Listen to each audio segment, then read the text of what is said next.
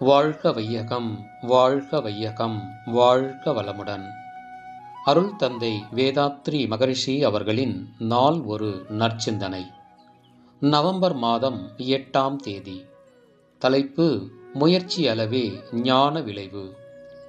விதை, நிலம், எரு, தண்ணீர், காவல் இவைகள் அனைத்தும் சரியாக இருந்தால்தான் விளைவு நன்றாக இருக்கும்.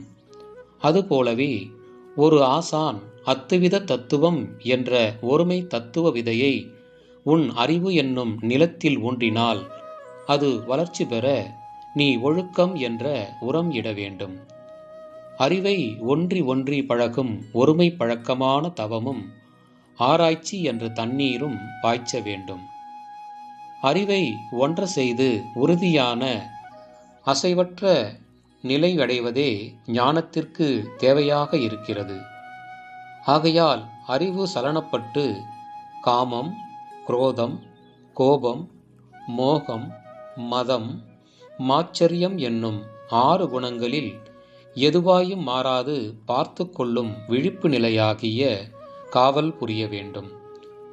இவைகள் எல்லாம் அமையும் வகைக்கும் அளவிற்கும் ஏற்றபடி ஞானம் என்ற விளைவும் உனக்கு உண்டாகும்.